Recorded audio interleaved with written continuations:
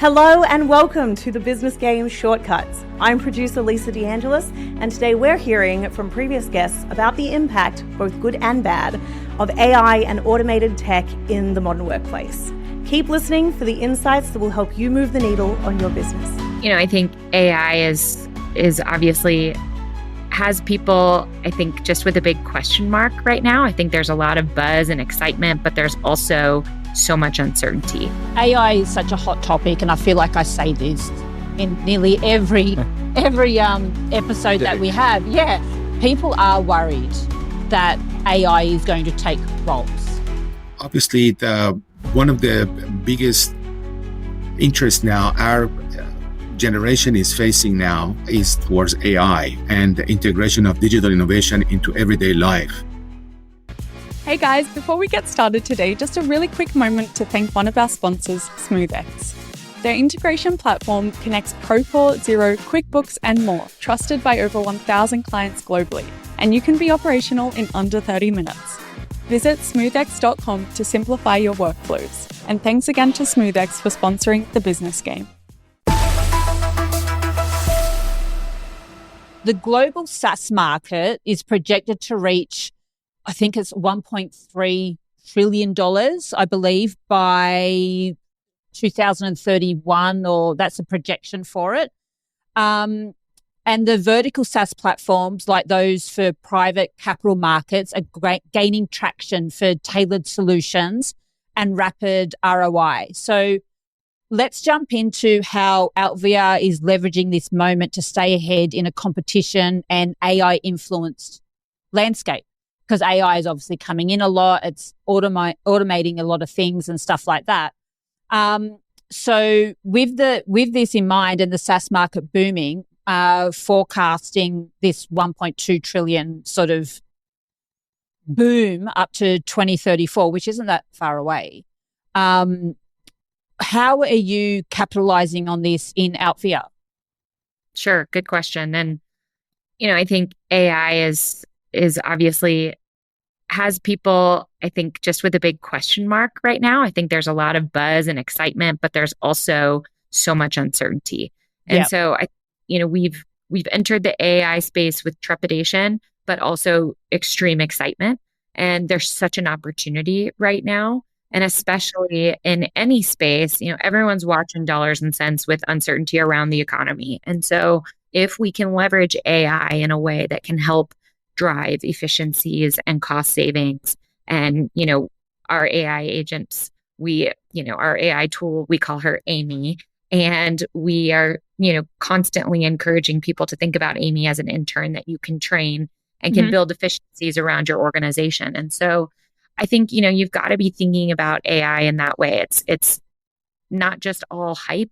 You have to really be solving a problem.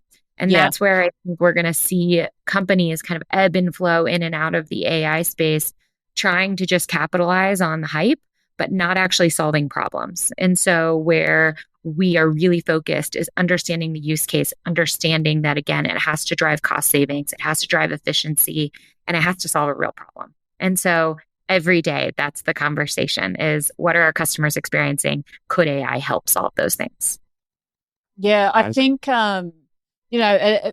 AI is such a hot topic, and I feel like I say this in nearly every episode that we have. Yeah, people are worried that AI is going to take roles, take their jobs, and things like that. And I can understand that worry. So, I mean, Google has come out now with these. I don't know if you've heard these 9. I think it's 8 or 9 brand new products. They've sort of been moving in the shadows, working on. And a lot of them, one of them in particular could possibly put like complete dev teams out of jobs. These are massive things. So rolling back to what you said is, it's automating jobs for staff to make their life easier. I think people tend to forget that the creativity behind the AI, and yours in particular for Amy, it's to enhance their job, not to take over their job. And I just think that's something really important for people to keep pushing that narrative to settle staff members sort of globally that AI is not there to take over our jobs. It is there to enhance our jobs and enhance our workflow. And that sounds exactly like what you've done with Amy, that's exactly the purpose of what it's doing. That's right. And I heard someone say it today, and it really resonated with me, which was AI is there to answer the questions now. It used to always be, who can answer the questions? And AI is there oftentimes to answer the questions, but they don't know the questions to ask. And so that's where it becomes very important for the human element to still be involved. What are the right questions to be training and guiding AI in the right ways, that you can't remove that human element to guide and train that AI agent in the right way. Mm-hmm. So I think that's an important component to be thinking about as well. So I'm just wondering, with all of the innovation that you're a part of, what kind of sources within your industry do you turn to keep your finger on the pulse on, what sort of next in across skincare, beauty, and healthcare in general?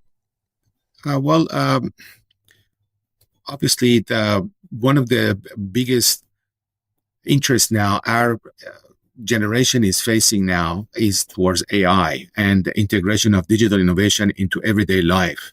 Whether it is content and news and information that you want to get access to get more informed, or simply, having those complex algorithm into your technology and idea. For example, the SkinGate device. Yeah, so I guess when you talk about, making the product into this, high net worth, high branding stuff, what I want to know as listeners, and what I would be curious about is, what are the stepping stones to get to that top end of the charts? How do you, Again, sales. I think once you have good sales, then you can imperfect your technology. And once you get your product into the prestige classification, where you can charge a top premium price for your product, that would be normally anchored against the sales that you have and the number of companies that are using your brand. So that is easy. You can easily add more features and make your device more perfect by integrating AI into the device, which we are currently doing now. We are talking with a third-party company in Europe that they've developed this magnificent app that simply takes a photo of your skin and can detect the issues that your skin is having, such as pigmentation or acne or rosacea or dullness or whatnot. Yeah. And simply by touching the button, it recommends you the relevant skincare that you need. And that's something that we want to work with them. So different types of the creams that could potentially be into the skincare capsules of SkinGate could be detected by that AI, so people can easily find out what's their skin like and order the right product to come to the door. And so they can just keep using those capsules with the device. Shopify itself, which is what pretty much every big e-commerce brand is based on these days, Shopify is just kind of really up to their own game in terms of their AI as well. So they've got something called Sidekick inside of Shopify. So I've been using that more and more as well, because it kind of does a similar thing to ChatGPT in the sense that it's like a chat-based bot, but it already has access to all the data that you could possibly need. Obviously, like it's missing that.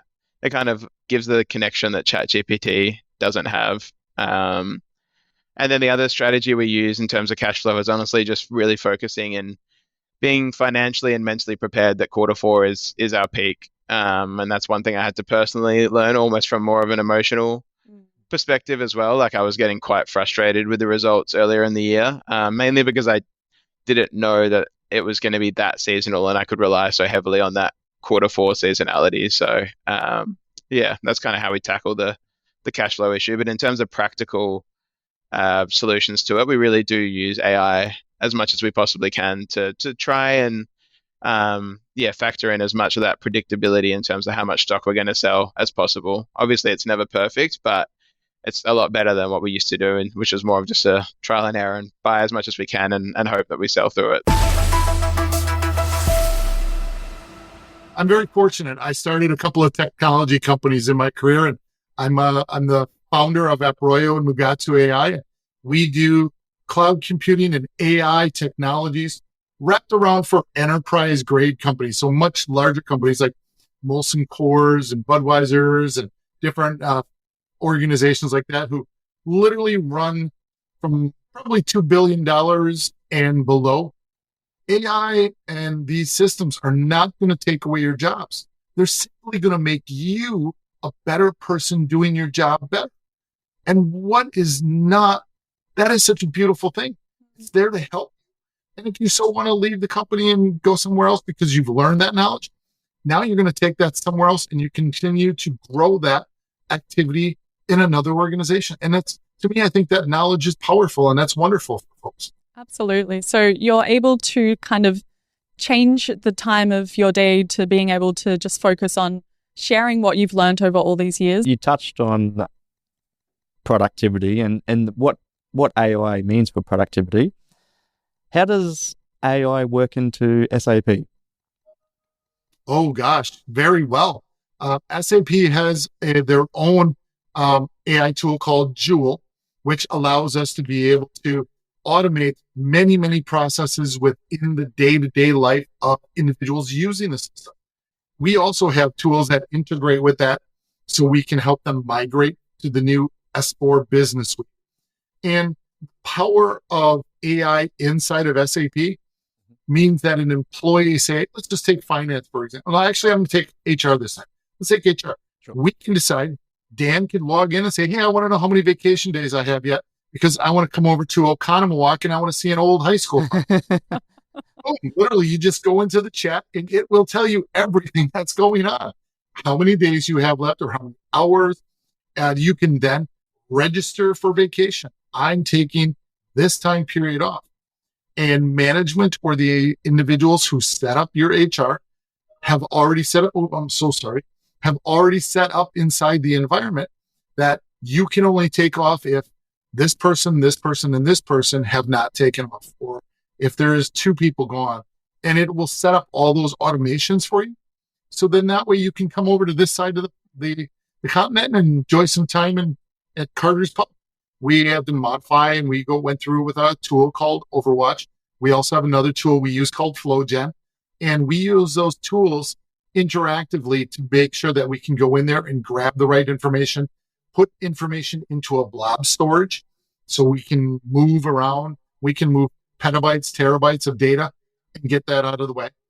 And so those tools allow us to be much faster with understanding what is there and what's not there. And then being able to, we do have to do some manual processes. It's inevitable. It's technology. But we start with that AI-based format, and then we see, you got to have eyes on it. I always say you got to have a pair of eyes on everything that you're doing. Monitor what AI is doing because it's not always right. And as you go through that process, boom, you go from there. Technology-wise, always be learning. Learn something new. 5 years ago, I picked up the book that started talking about artificial intelligence, and we were talking about some of that back in the 1990s, and I started reading more about it. I'm like, oh, all they did is they put more compute together. Okay, great. Let's see what they're doing. And 5 years ago, I was playing on an open source ChatGPT before it even became general GA. And always be learning.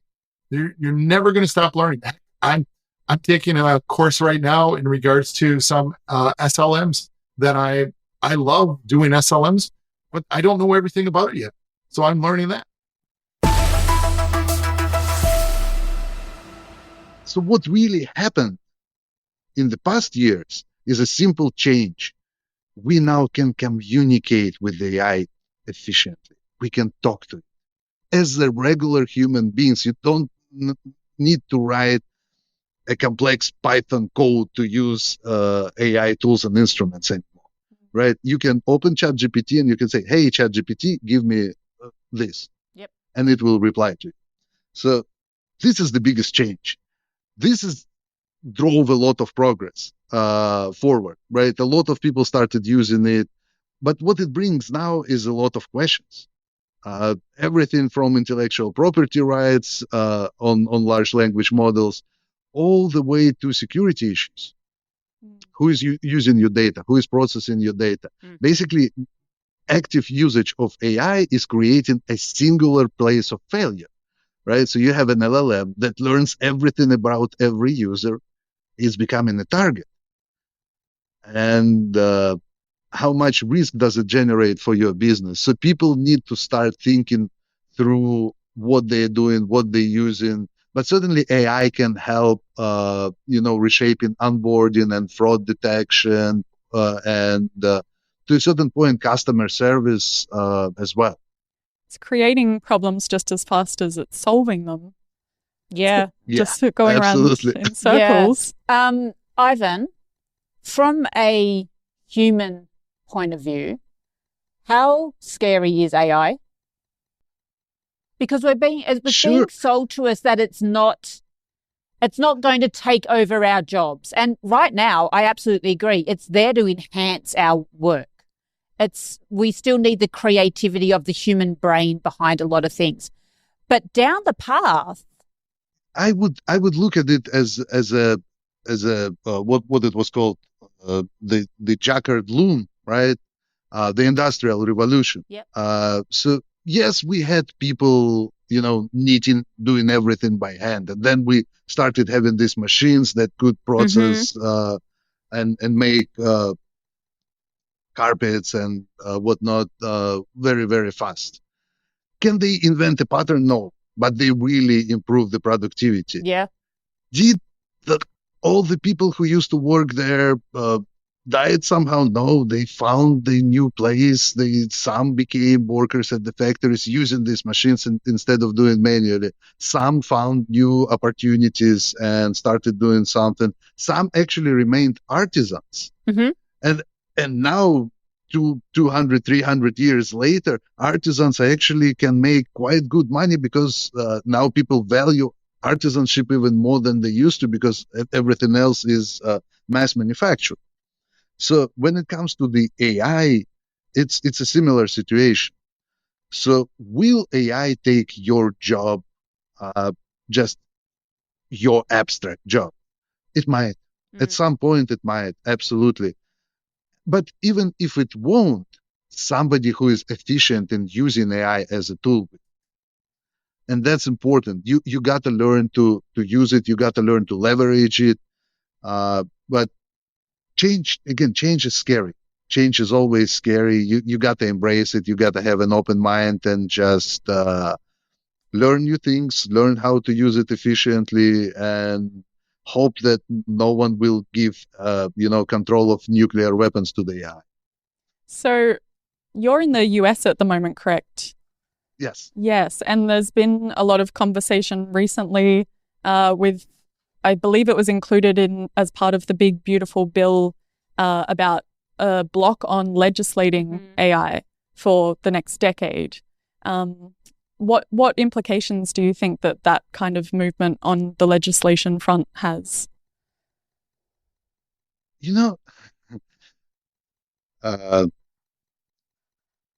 We started our business in Forex and foreign exchange, and it was not regulated as much as it is right now. And when it started, it was quite wild west. It was huge leverage, 1 to 100. You spend $1, you can buy for $100, and then trillions of dollars in volume trading by regular people. Absolute insanity. It was high risk. People were losing money. 88% of people actually, I think, were losing money. Only 12% of people were making it. So the regulators came and started putting in regulations and limits, and everybody were panicking like it's gonna kill our business, it's gonna kill this, it didn't. 25 years later, it's a heavily regulated market, which is now quite successful. And when it comes to AI, like everything else, it needs certain amount of regulations, it needs certain amount of control, maybe even government oversight. But it has to be well thought through. What are we controlling? Why are we controlling? How we're leveraging it? Because a lot of these changes will have long-term consequences. So the government needs to consider that long-term consequences and not just how popular does it sound or how scared people currently are about certain things. I suppose it creates this interesting space where without that tight regulation, we're going to see how these private companies decide to leverage it for, the monetary gain, which often comes at the cost of consumer well-being. Yeah, absolutely. To help support our continued mission to provide free, best-in-class advice from the world's most compelling business leaders, make sure you hit that subscribe button and ring that bell so you never miss an episode. See you next Thursday. Thanks for tuning in to The Business Game. If you like what you've heard, make sure to subscribe on YouTube and follow us on TikTok, Instagram, Facebook, and LinkedIn to stay connected. A big thank you to our major sponsor, SmoothX, for powering today's episode, and join us again on the next episode of The Business Game, a podcast that moves the needle.